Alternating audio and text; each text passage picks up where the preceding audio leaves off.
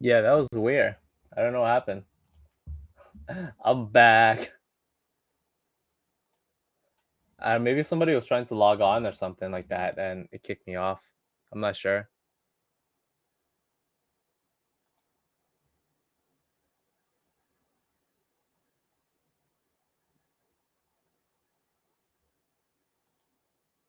Sus.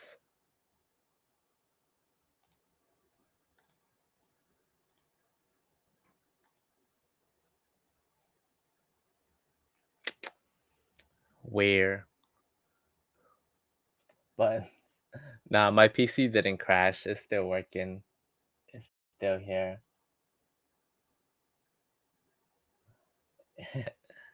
Wags is the best. Let's see. WD-40 also reported earnings today. Um,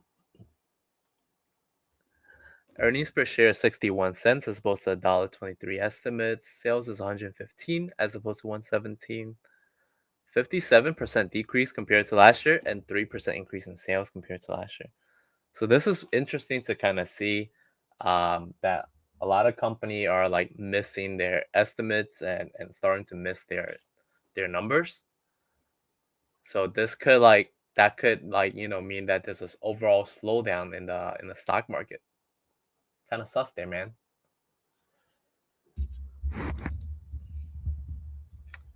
WD-40 sees full year 22 earnings per share at 524 to 538 as opposed to 573. Um 522 to 542 million as opposed to 489 estimate. So they think they're going to see more sales next year, but they think they're going to get hit on margins. What is that? WD-40 smells like victory. Damn, my man is addicted to WD-40.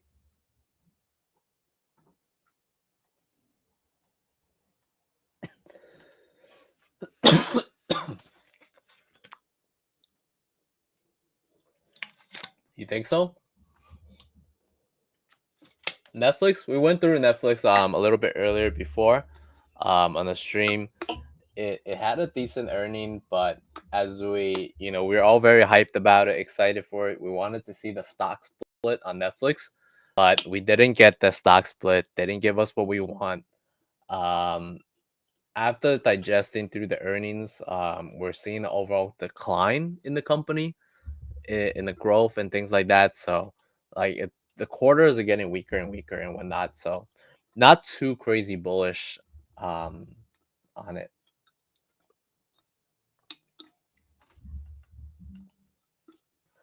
WD-40 is down $22 after hours, negative 9.2%. But this stock has also ran up a lot, I think, or it did at some point. Hmm.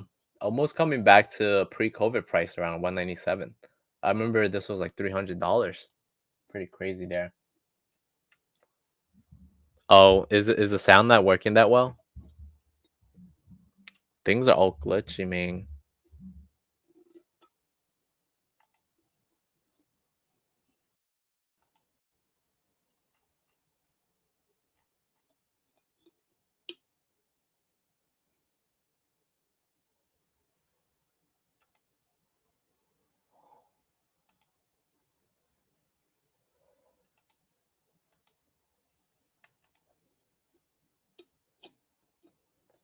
Buy the dip on WD-40? Why not, right? Why not? I think it's a good idea, honestly. Because they're overall a pretty solid company. And things been good.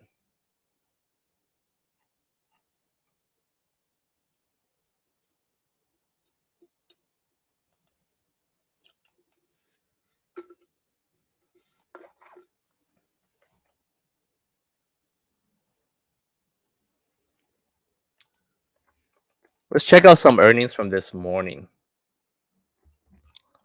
See what we got this morning.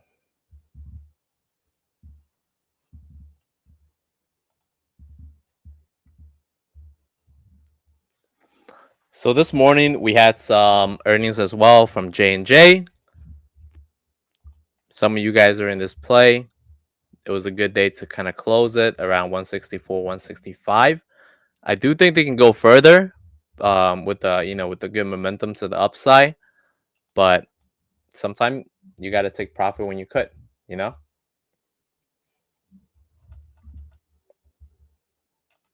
Damn, you went for the cheap stuff, man. Why'd you do that?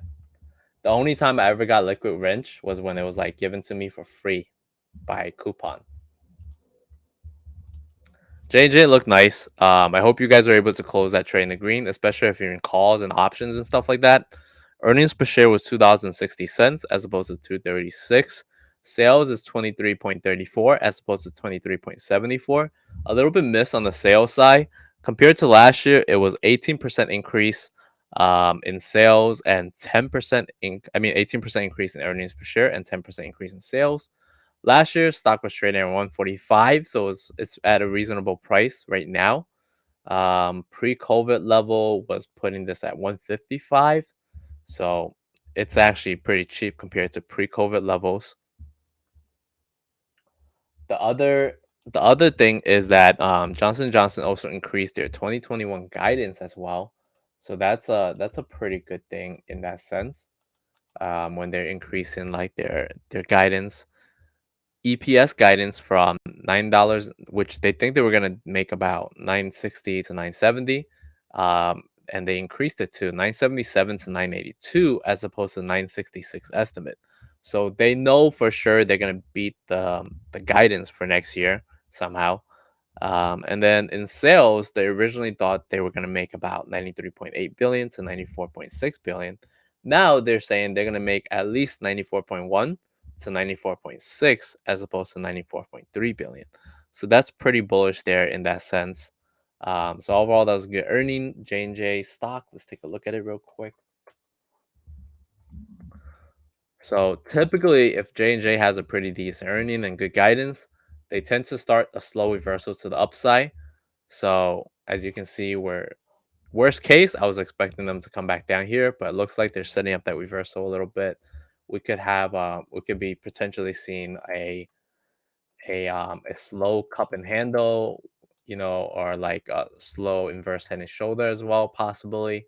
So if this continues to break, if it can break above that 165 level, next level will be 168, and it could potentially even come back to the 170s if all things remain good for them. So keep that on watch for sure. Let's see what else we got. So this morning, Bank of New York Mellon. This is a pretty interesting bank. I think they're also doing something with Bitcoin and crypto as well. I picked up this stock a while back in my long-term portfolio. End up selling it around $51 here because it hit that pre-COVID level. I kind of wanted to add back in, but I'm not sure anymore, man. It's kind of so far up. Let's see how that earnings was. Earnings per share was $1.04 as opposed to $1.01. Sales is 4 billion as opposed to 3.95. 6% increase compared to the same period last year, and 3% increase in sales compared to last year. So nothing special, pretty in line, decent moves. Silvergate Capital also reported today. This is like a big crypto um, bank slash company in a way. Silvergate Capital's earnings per share was 88 cents as opposed to 71 cents. Um, it says the beat analyst estimate by 23.94% and 137% increase compared to the same period last year. Yeah, for sure, man. There's so many opportunities out there, you know. Last year the stock was trading at $16. Right now it's like 137. Before earnings, it was like almost at 170. So, it's 137% increase for this quarter, but it's hard to justify, man. The stock had a ridiculous run. I think it's because they held Bitcoin as well. Let me pull that up on the chart. Oh, United report doesn't United report tomorrow morning? Oh no, it's today. You're right. Let me check that out. So SI Bank, so I mean Silvergate Capitals hit that quad top right here and kind of got smacked. Arguably could have been the best short ever.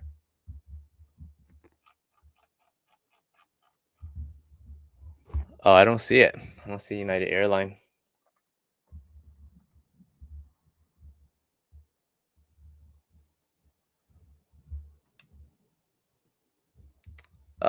I don't see United Airline coming out yet.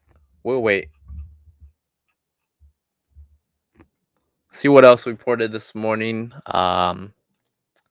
We have Halliburton reported earnings per share was 28 cents, 154% increase compared to 11 cents last year, 29% increase in sales compared to last year. But it's kind of hard to compare the data to last year. If they had 2019 data, I wouldn't mind reading that. But last year was a pretty bad year for the oil company. So, most of them are going to have crazy numbers increase there. Travelers Company also reported today as well, 2060 as opposed to 194, 16% decrease of earnings compared to last year, and 6% increase in earnings compared to last year in sales. So pretty good quarter for them.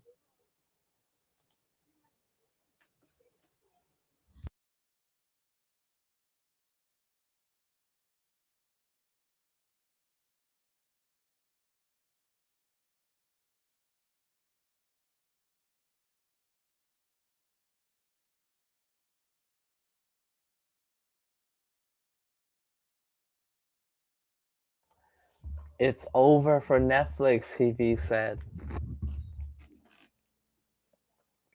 The stock didn't move much today. A little chopped here and there. No real movement. It went up a little bit, gave it all back up almost. We'll probably give up more of it tomorrow. Philip Morris also reported today. Earnings per share is $1.58 as opposed to $1.55 estimate. Sales is 8.12 billion as opposed to 7.9 billion. Tobacco, cigarettes are doing good. 11% increase compared to last year in earnings per share and 9% increase in sales compared to last year. Where was the stock trading at last year? Around 77. Pre-COVID, stock was trading around 90. So it's pretty in line with the price point that's at right now. What else we got?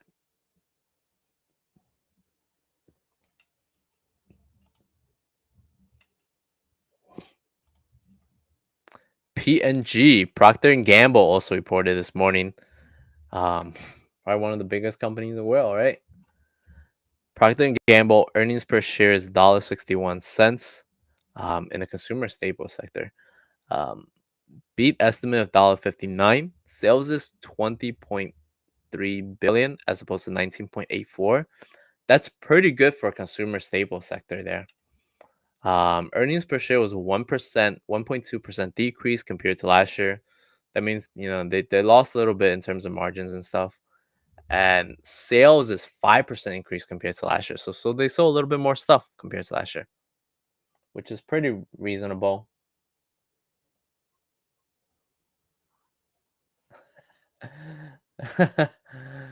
Nice. Sounds like fun, man. P&G maintains full year 22 guidance. They see an organic sales growth of 2 to 4%. So P&G is a consumer staple company. It's a staple stock. It's not gonna go anywhere. It's not gonna like crash and burn. They always have a lot of money in hand. So 2 to 4% growth every year is natural. It's what it's what they usually see. That's why the stock doesn't really go up as much. It goes up like very small per year, and it lags like a lot of times. It just mostly chop around. So if you do see like a buying opportunity, like for example, they're saying they see 2 to 4% growth, right? And for the whole next year, and if the company comes back down to like this 122 level, despite them saying they see like a good 2 to 4% growth, that's a buying opportunity. So last time when it came down, we took a look at it. We picked some up. That was a huge opportunity there at the double top of 127. So maybe we'll come back down again. I don't know if we'll get another blessing there, but I like it. Yeah, this is one of those things you just got to pick it up for long-term investment, man. Just got to do it. Can't go wrong. Unless they get a crazy lawsuit like J&J, then we in trouble. Let's see what else we reported today. Irdm.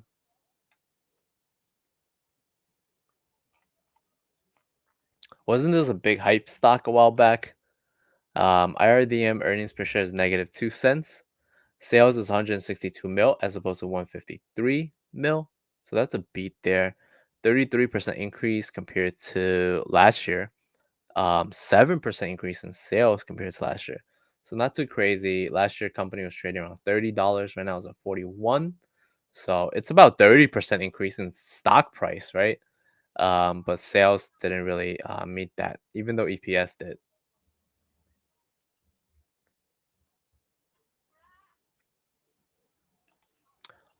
They do expect to see some growth of 4 to 5%.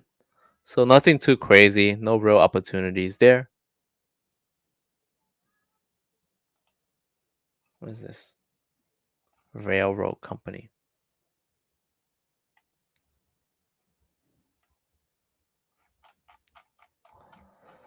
Oh, United Airline came out. Oh, Stry also came out too. Oh, never mind. This is different Stry. I thought this was like the payment company, but it's not. Oh, maybe it's glitchy today. I'm not sure. Try it on lower setting if the audios are having issue. Try to like put it on like a 360p or something. So United Air says they remain on track to meet full year 22 goals. Let's check out that earnings per share. United Airlines Holding Q3 earnings per share is negative $1.02. Beat estimate of negative 163. So they lost less money than expected. Sales is 7.8 billion as opposed to 7.64 billion. So they made a little bit more money than expected. Compared to last year, this is an 87% increase compared to a loss of $8 per share. And then in terms of sales, this is a 213% increase compared to $2.49 billion. So I mean, obviously they're gonna have a better season than last year, right? Because last year was COVID, lockdown, things like that. But that's the thing I like about these airline companies. They actually compare to 2019 numbers when things weren't crazy. So let's check it out. Um, United Airlines Q sees Q4 capacity down 23% compared to Q4 of 2019. So they think next quarter they're gonna see about um 77% recovery in terms of capacity compared to 2019. So if like let's say if they have 100 seats, you know, if they were usually filling up 100 seats in 2019, now they're only filling up about 77. But that's still great because they were coming from 40% capacity to like 60%, to 70%. Now they're looking at 77. So that's a little bit better there. Total sales, they think it's going to be down about 25 to 30%. So airline is like they're seeing about 75% recovery now. They see full year 22 capacity up 5%. Whoa. Whoa. No way, Jose. Yo, they think full year 22 is full recovery and they think it's about to be like a up and improved quarter. I'm a little surprised because even Delta Airline didn't say that. Delta Airline says they don't think they're gonna like hit 100% um recovery until 2023. But United Airlines like 2023, forget about that. We're gonna achieve not only 100%, but we're gonna hit 105%, baby. by the end of 2022. That's a bold statement. That's a bold statement, man. But maybe because 2019 they got boycotted so hard, you know. I don't know if you guys remember in 2019 though. United Airlines got boycotted for pretty hard because what was it? Oh, let me see if I can find it.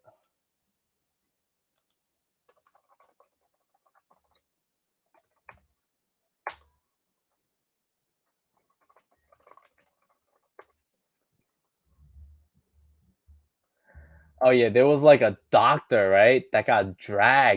Um that got dragged in like in the off the airline for some reason. I forgot what that was about though.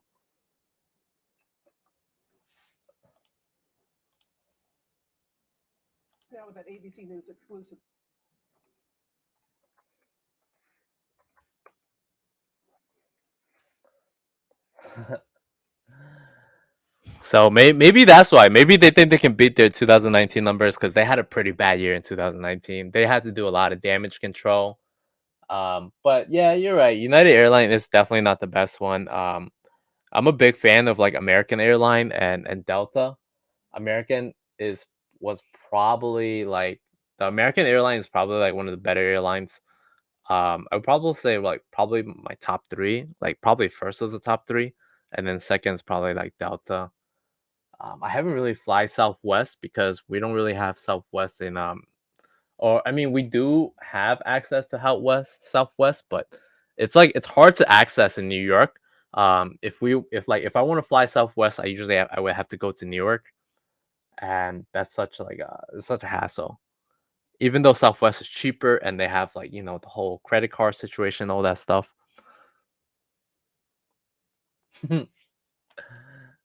LOL.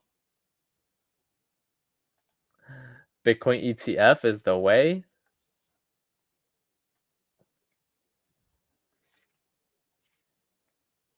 Yeah, American Airline they give you snacks and stuff, man. Free, free snacks. But it's already priced in though because it costs a little bit more. Let's see. They just released this Netflix highlight here. Let's see what they're trying to push on Netflix. I think Bazinga just released this too. So Netflix Q3 earnings highlights for those people that missed it. Subscribers gain, revenue beat, and a mind-boggling Squid Game metrics apparently. So they're trying to pump it. They said Netflix reported third quarter revenue of 7.48 billion.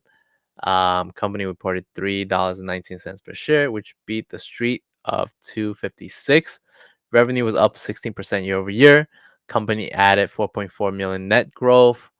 Ending the quarter with 214 paid subscribers.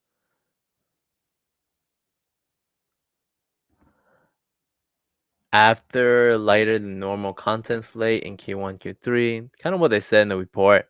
We saw that already. The streaming giant reported it had 6% market share of the total US TV time, compared to competitors like Hulu at 3% and Amazon Prime at 2% and Walt Disney at only 1%. YouTube um, from Google was tied at 6% market share. So apparently, what? Is that even true?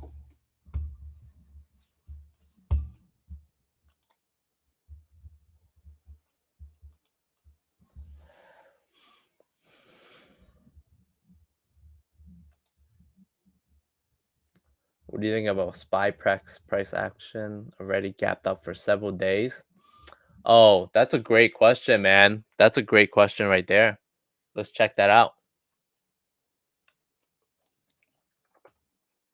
So we got some stocks on the list today. I'm gonna throw a SPY in this as well. Got about 20 minutes before I end it here. Let me check. Wow, check this out. So on this other chart, previously we used to have this trend line, right, where SPY kind of bounced off it, and it bounced off here, here, here, here. Didn't bounce here, it didn't come as far, and then over here, when everybody and their mother thought it was gonna bounce, right? Everybody and their mother thought over here that this was gonna be the bounce on Spy, and Spy was like, nope, and it came all the way down, and then everybody was like, yo, let's buy the dip. It's gonna bounce. It bounced indeed, and then they came back here, got smacked, came all the way back down, but instead of doing a double bottom, it went a little bit below that double bottom to hit stop loss, just to wreck a lot of people. Came back up, fake out again, only to come back down a little bit more. Now we're coming back and we're literally smacking on top of that trend line at 450.5. We closed at 450. We're at like 450.64 right now.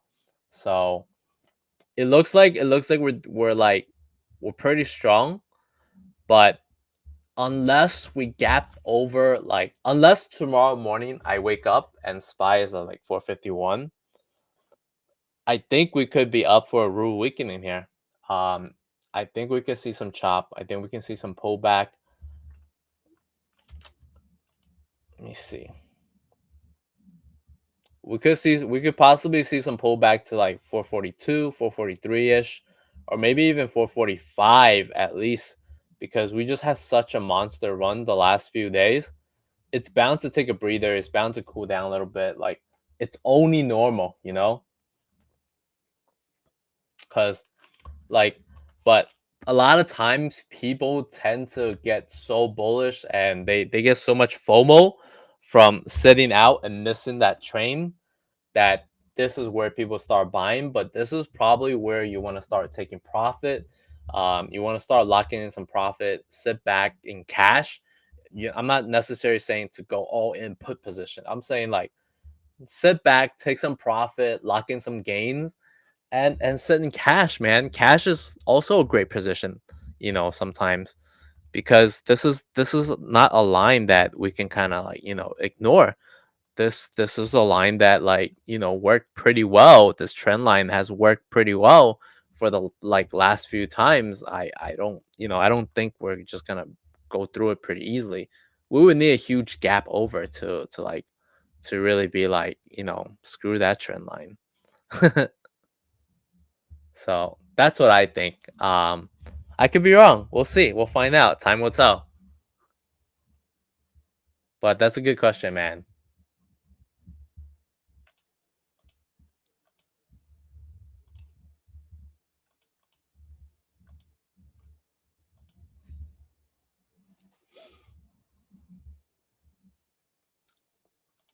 So let me post that here.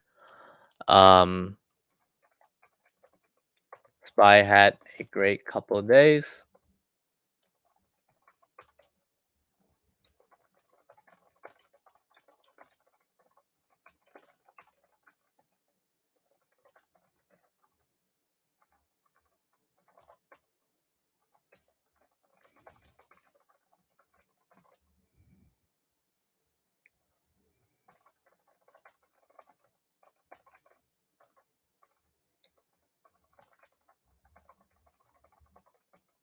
So there's that chart. I hope that helps.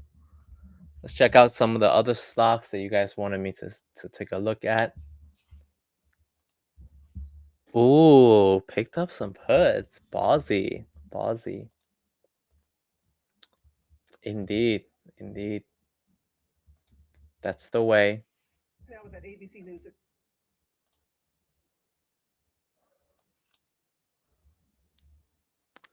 Wow, would you look at that? Would you look at that? EA on the daily is fire. What's up with EA? Actually, let me check out Netflix real quick. Bought some Fazly today. Nice, nice.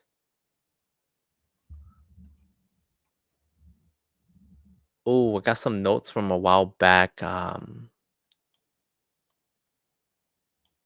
Oh,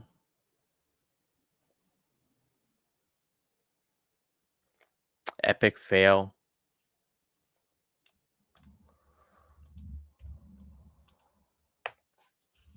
I was looking for it last time. I was looking for it to pull back here, but Squid Game was such a huge success. We never had the opportunity. I still think this is a good area of support. if it comes back a little bit more. Let's see.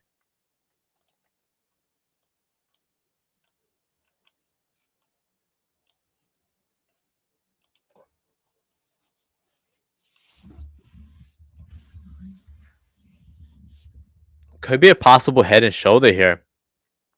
If we come back down from here, I think we can set up that possible head and shoulder. We can come back over here and to finish the other part of the shoulder. I mean, to start the other part of the shoulder and move back up a little bit. So we'll see how the market reacts to it. Typically, unless Netflix has a blowout quarter where they beat top and bottom, they usually end up flopping a little bit the next few days. So I'm expecting a flop from here. I think we'll see how they sell the news tomorrow. We'll know by like tomorrow morning whether every company out there is like throwing upgrades at Netflix or they're throwing downgrades.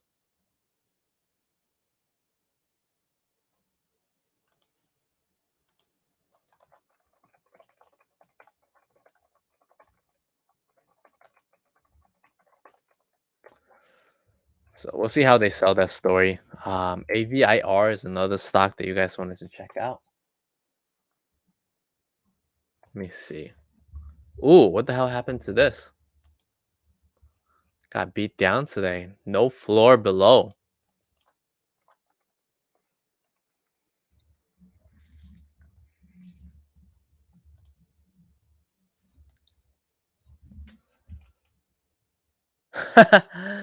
That's kind of true. He's like, speaking of seeing chop, honestly, man, I know that if I get sub 6.5 hours sleep, my psychology just FOMOs me into mad B and C setups with full size like a noob.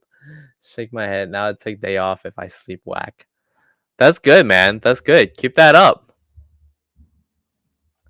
I mean, normally I get like 5 hours of sleep, but that makes sense. I do notice that myself sometimes. If I get less than 5 hours of sleep, I do trade pretty crappy. Like I don't even know how to trade at that point if I get less than that. If I get less than 5 hours sleep, sometimes I don't function well.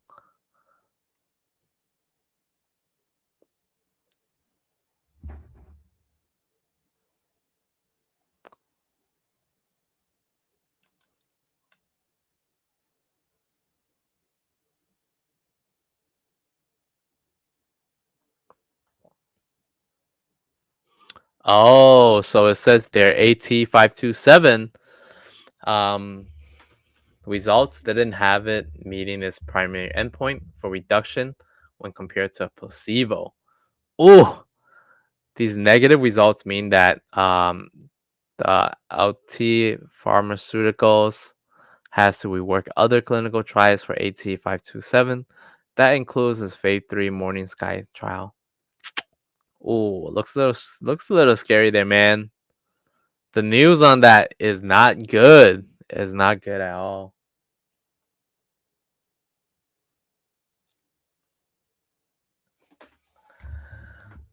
Yeah, sometimes I take random naps. It's a little bit of struggle to sleep sometimes.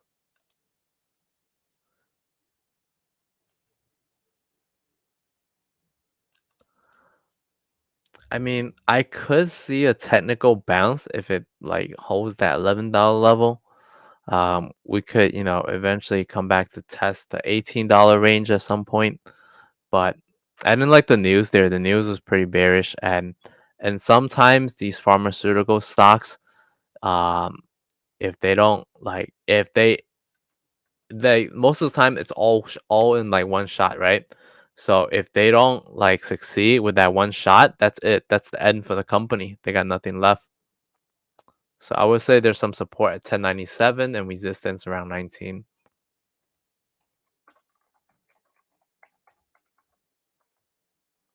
So it was at 10.97.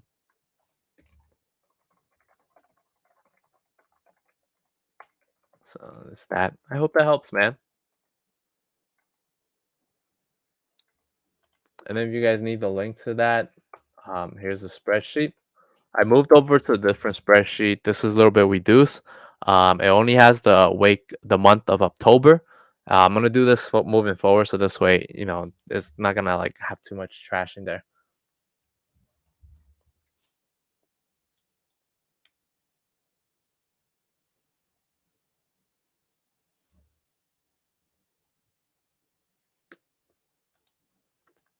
Yeah, for sure, man. Sleep is everything. Sleep is everything.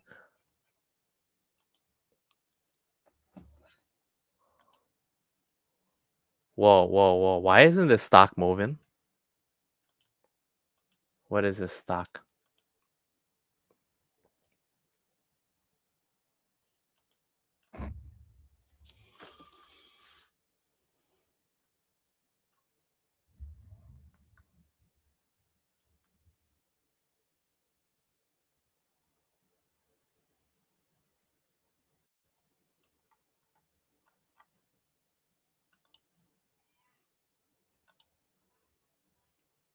Very sus, man. So this stock says their value at $42, compared to 42.21 at June 30th. So last time they said that was June 30th of 2021. Let's see what the stock price was trading at.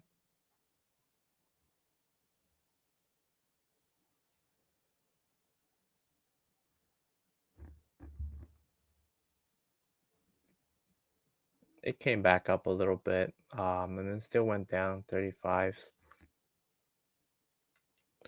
And then September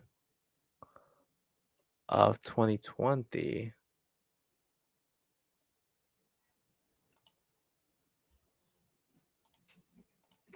September of 2020, it was at 38, and the stock went to as low as 32-ish.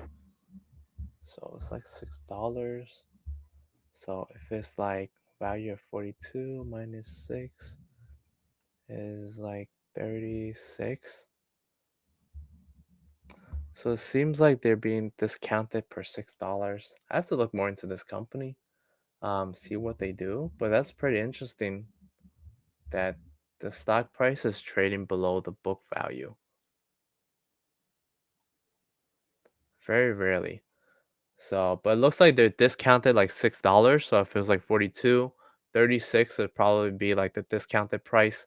So if it comes back down, probably buying opportunity over there. Let me check. It's probably a super trash stock though that you could barely even trade it. Like the volume is probably really, really bad. I can already see by looking at these candles. But I bite nonetheless. I bite nonetheless.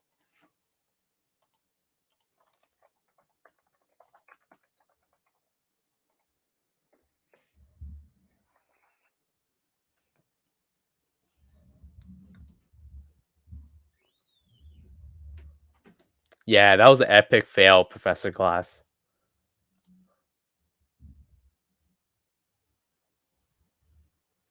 I don't know, man. I don't know what you're doing there. Those IPOs, sometimes. I mean, there's not much you can do about IPOs, so it really depends. What do you what IPO particularly do you have that you're interested in?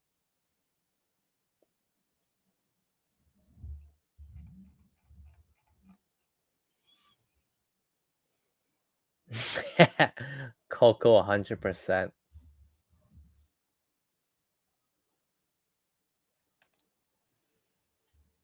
Nice. Good luck, man. Good luck.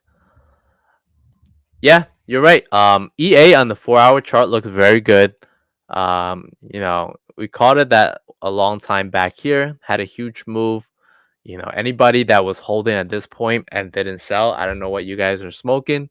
It has such a strong move already. It was bound to give up a little bit. Came back down, kind of set up that double bottom here. So that's a pretty good move, that double bottom move right there. So it looks like we're doing a little bit of reversals upside. Could potentially see 138. Right now it's trading at 136.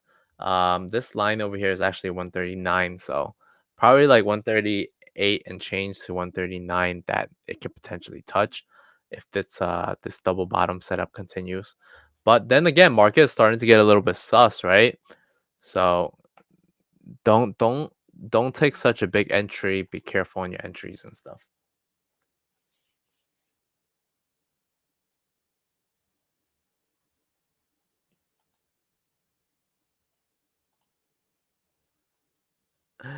Yo, www.gf.com. I'm sitting here like, what? My man about to send me to some porn site, girlfriend.com, and I go there and it's like it's like all cam girls. How they even get that site, yo?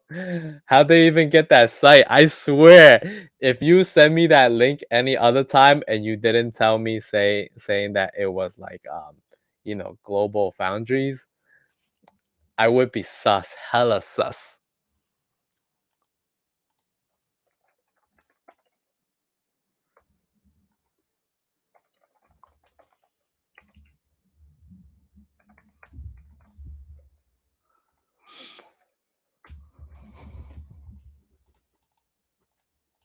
So EA had that nice double bottom setup. I did like it. I think the setup is good.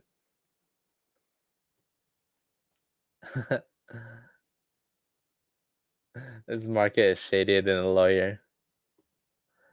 I like the global foundry stock, man. I think that could be a huge potential. Yo, I typed that in and I almost second guessed myself. I was like, gf.com. I almost second guessed myself there. I almost stopped it, man. I was like, oh boy. What if it was really a troll? Imagine.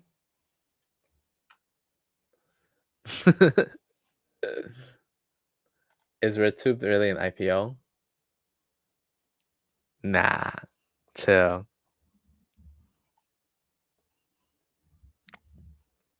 Yeah, I mean, these foundries are huge. They're making dumb money. It's literally dumb money. They're like they can only go up at this point. So I think this would be an IPO I would be really interested in. When does the IPO come out? Keep us in touch. Keep us in touch with that, man. We're all going together.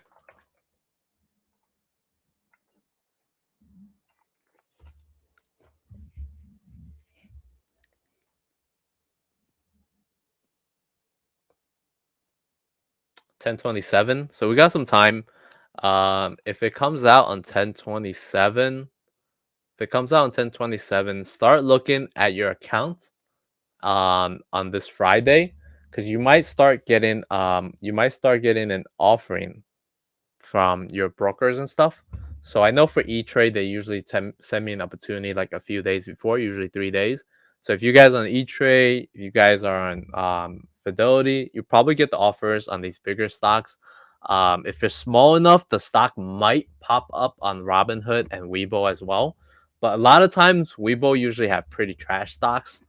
But if it's like the good stuff, they usually pop it up on the bigger ones, on the bigger exchanges. But I think that's definitely one of those few ones that you want to buy in on the first day, or get in right before the pre-IPO, bid up the price, and then dump it on the first day, yo. You'll probably be up like a good 10-15% on the first day and just dump. For each trade, you have to look for it. You have to like dig into it. But I've done a few of those. If there's enough hype, you get in the beginning and you just dump it, and then wait for another opportunity to get in. Like Unity, man, huge run. But yeah, you know what? Good setup on EA. Might even take a look at it tomorrow. But that's it for today, guys. I gotta run. We'll be back here tomorrow at 4 p.m. We'll check out some of the other earnings. We got some biggies tomorrow. We got some Verizon in the morning. ABT, ASML, which is another foundry, right? Nasdaq, Biogen. I'm looking for a huge beat on Biogen. Did a little bit lotto there. You guys can follow if you want to do it with shares. but it's risky dicky for sure. Go up a lot or go down a lot, but I'm looking for a big move there. And then after hours, yo, we got Tesla, baby, big boy there. So we got Tesla, Las Vegas Sands, Lam Research, which is a chip company. But yo, Tesla's gonna make or break the market tomorrow. It's gonna either like bring us to the moon or take us down to hell. That's it.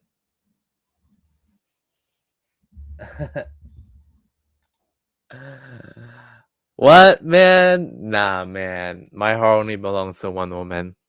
I can't be doing multiple ones. I gotta go. Take care.